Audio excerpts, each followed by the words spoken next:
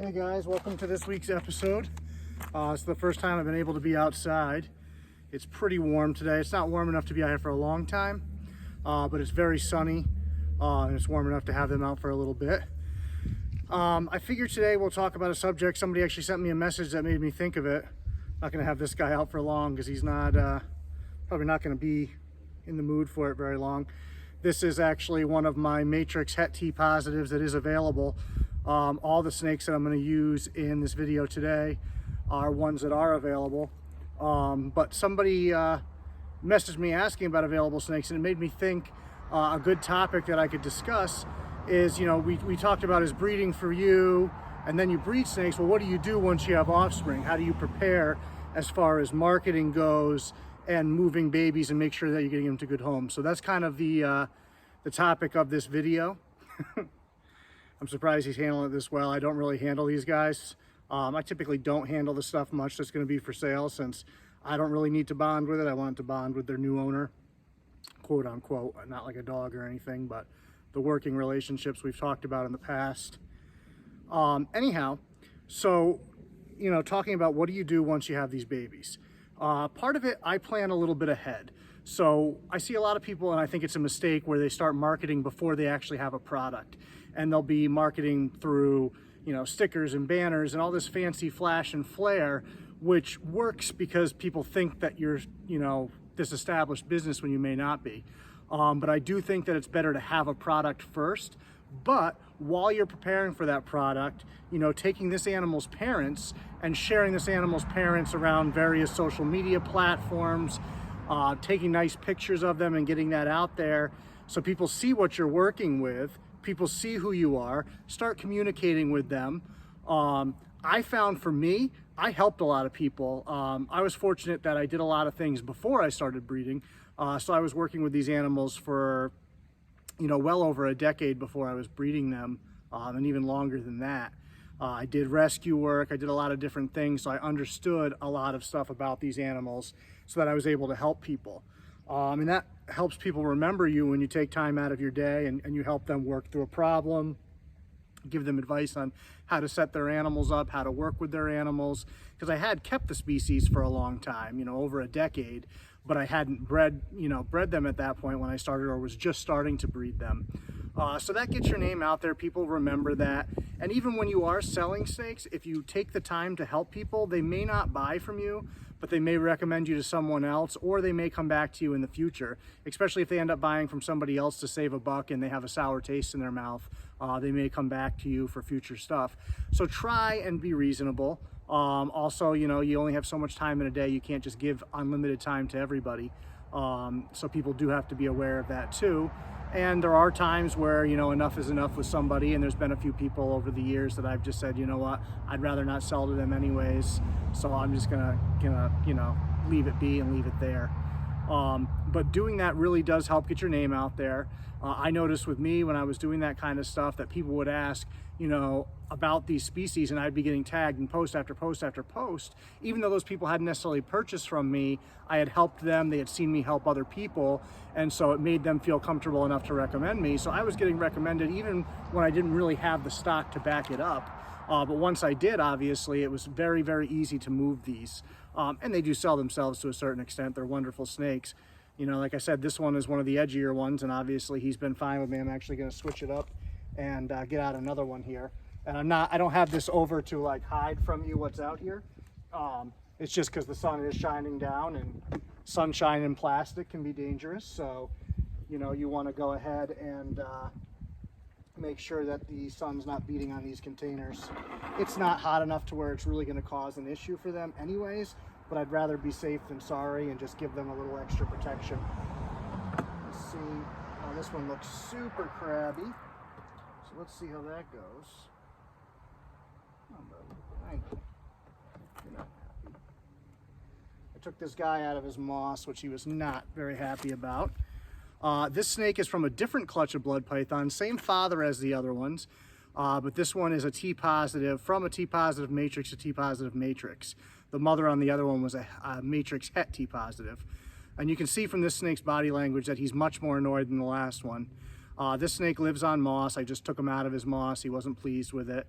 You can just see his posture, how thick he is right now, the tongue flicks, his head position. He's very annoyed, so we won't keep him out for very long. So let's see. When it comes to selling, obviously nowadays especially, there's a lot of competition out there, which you have to be aware of. So you want to make sure that there's a good solid base for what you're selling.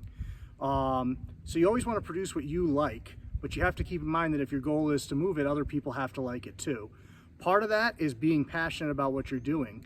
When people see that you're passionate about it, that's often contagious, and then they'll be more likely to want to get involved in a project that you're passionate about. One of the mistakes I've seen some other people make is not protecting your buyers. And what that means is somebody will get a project that they have the controlling stake of. They'll breed a ton of animals, release very few at a high dollar value, and then within 1 to 3 years, they flood the market with a ton of available offspring at cheap prices. And now those few people that invested at those high prices are now having to sell offspring very, very cheap to compete with you.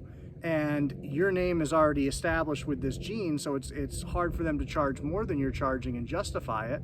There are situations where that's going to happen and it is justifiable, but that's important as a breeder to think about that and to protect the people that invest in you, because that's essentially what they're doing. Yes, they're getting an animal, but they're investing in you. They're saying that I believe in what you're doing and I want you to keep doing it. So to roll on them like that and screw them is just bad business. It might make you some money, but it's not going to make you popular, and in the long run, that's not what you want if you want to continue doing this for a long time. So the things that you can have to set yourself aside from other people are obviously a superior product. Now we're dealing with live animals, and all live animals deserve, good treatment regardless of how expensive or cheap they are. But you can focus on making higher quality versions of the morphs or of the wild type, whatever it is you're working on, whether it's more striping, certain patterning, certain coloration, certain color combinations, contrast. There's all different goals within a project. So whatever your goals are within that project, stick to them and try to make the best of the best. Don't just keep branching out and going crazy in 100 different directions. Pick a direction and really take it to where you can take it. So that, getting you a superior product, even if you got your animals from somebody, you could still make nicer examples, and that's somewhat objective. But chances are, if you're really passionate about that, somebody else will be too. Also, your customer service. I always feel like no one can beat my customer service. People might be able to offer you the same customer service, but nobody's going to beat it. I'm going to put in maximum effort. I'm going to do everything I can for you. I do a lot for people that aren't my customers. For people that are my customers, I will pretty much go to the ends of the earth for. And that means if you bought a $300 snake or you spent $30,000 with me, it doesn't matter. If you're a customer, you're a customer. And, I want to keep you happy as best I can. Once again, within reason. You can overstep and get a little ridiculous. It's not really happened very often, but there's been 1 or 2 people where it's, 4 hours a day of questions for months or years, and that gets old. I do have work and responsibilities. I have to take care of my animals. I'm doing these videos. I have to go to the grocery store. We're in an apocalypse here, apparently, over nothing. So there's a lot of things going on. I don't always have hours and hours to give to each individual person, but I will give as much as I can, especially where it's warranted. So that's part of what you can do. And then better value. And that's a combination of things there where if you have a superior product and better customer service and you're at the same price point or even a little bit higher, you're offering better value to somebody. Maybe somebody's offering a cheaper snake, but it comes with no real protection. I love that the moss, I can see it just blowing down there. I'm surprised that hasn't pissed him off yet. He's just frozen, which is fine with me. He's doing some tongue flicks now.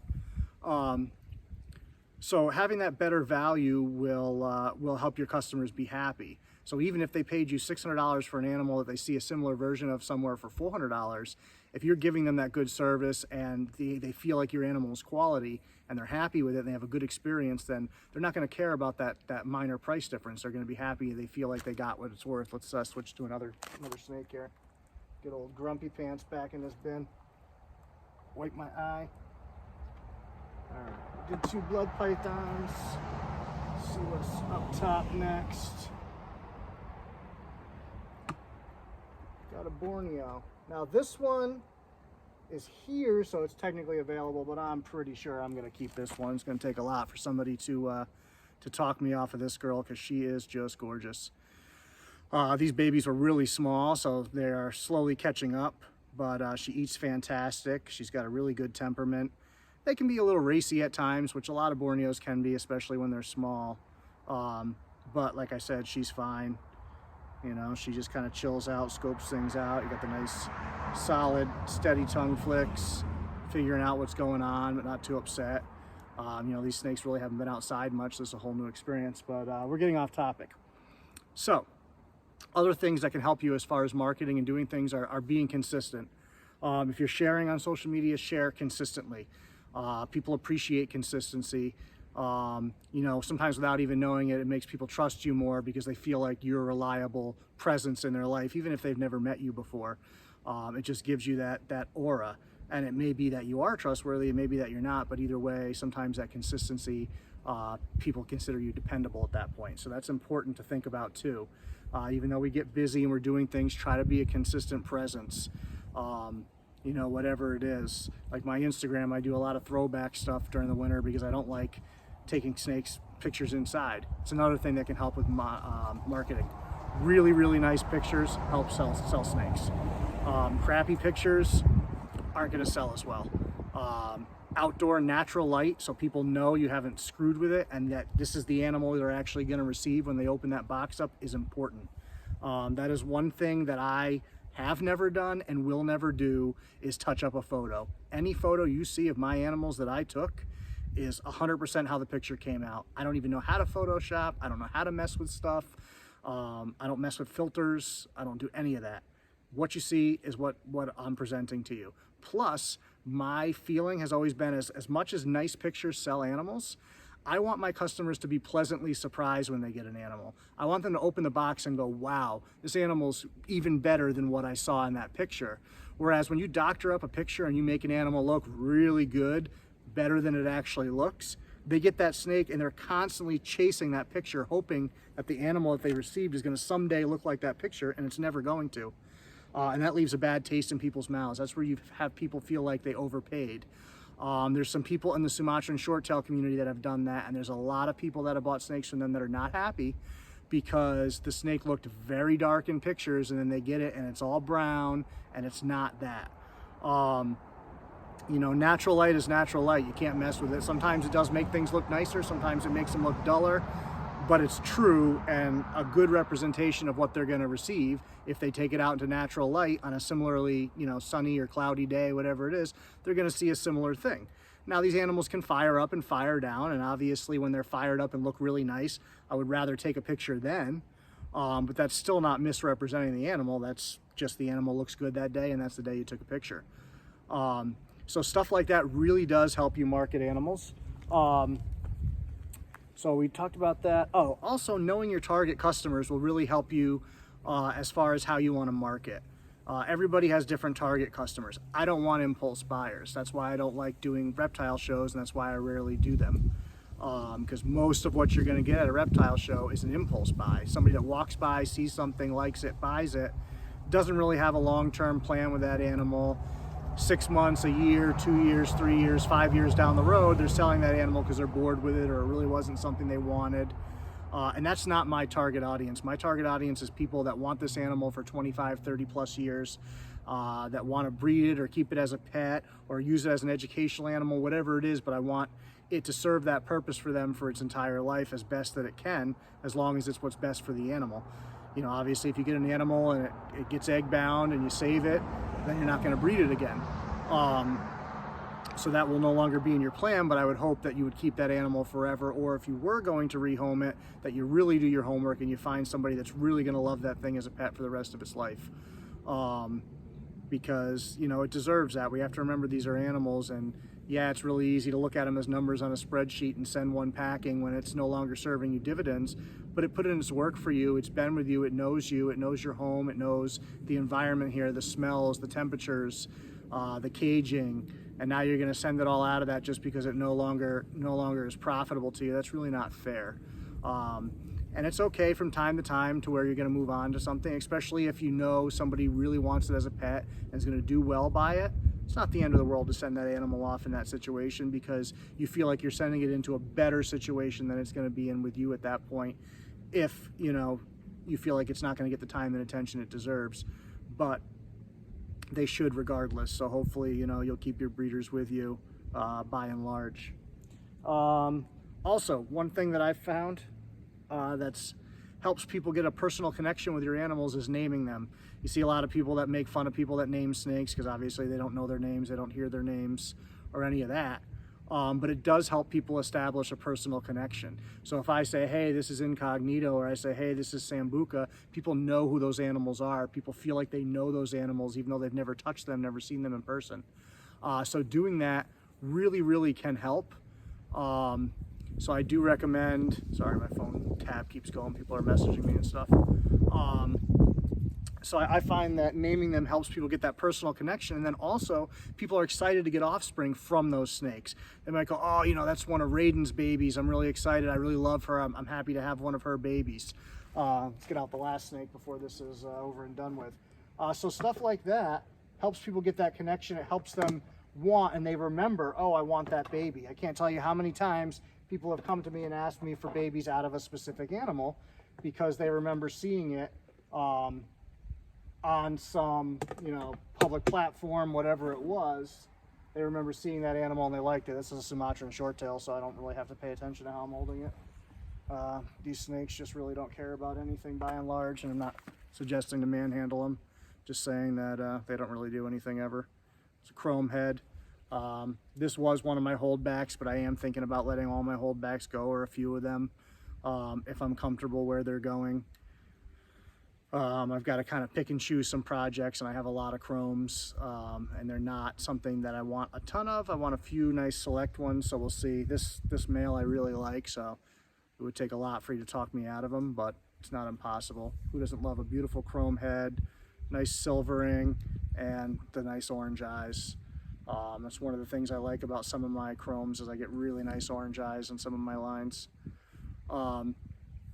So anyhow, superior product, superior service, better value. Use social media, be consistent on social media. Be passionate. You can't fake that. People can tell when that's real or when it's not. I like to use this platform to educate, but it also lets people know what I do and if they want to invest in what I do. So I really enjoy doing these videos, even though I'm not a person that likes to hear myself talk or likes to get into this kind of stuff. I do enjoy educating people and helping people with their projects, and see them grow and develop. There's nothing cooler than, talking to somebody and 2 years later seeing where they're at and knowing that you were a part of that process for them and that you helped them. That's a cool thing. Be careful who you help though, because there are those people where you see them years later and you regret helping them because they took what you taught them and used it for bad instead of good, so to speak. So be careful too, because that happens, and if you've been in this long enough and you helped enough people, you're going to see that at some point. And that is hard to deal with. You see their business practices or whatever you want to call it, and you just do one of these and you're like, that didn't come from me, and I would have never suggested that you do such a thing. So that does get hard from time to time. So be aware of that and make sure you invest in the right people, and hopefully the right people will invest in you. If you guys feel like I left anything out on this, or any points or whatever, please let me know. As always, like, subscribe, hit the little bell, all that stuff, and definitely I would love to hear ideas for future videos. Some of you guys say you watch all the videos, you're excited. Well, what do you want to learn about? What do you want to see? Tell me. I still have to get some time to travel and do videos with other people. It's getting a little tough right now with everybody being all in a tiff over this crap. But I'll still try to do that. I was up at Nerd yesterday, but I just wasn't feeling making a video. I did post some stuff on my Instagram, which you guys might have saw on my story, and I put a little bit on my Snapchat as well of some of the animals that I played with while I was up there yesterday. I had to pick up my marble male, who's going to be a father soon. He knocked up 2 females, hopefully, so we're waiting to see what happened. He was up there on breeder loan. So we'll stay tuned for that. Lilith should be laying her eggs soon. She's really pissing me off. I thought she would have laid yesterday or today, and I was going to do a video on that. But of course she's going to lay in the middle of the night when I have to get up early for the morning, and I'm not going to be able to make a video So that'll happen because that's how things go, but hopefully she won't. Fingers crossed. All right, we'll see you guys. Get a last little look at this guy and those nice orange eyes. Of course, if he cooperates. Turn.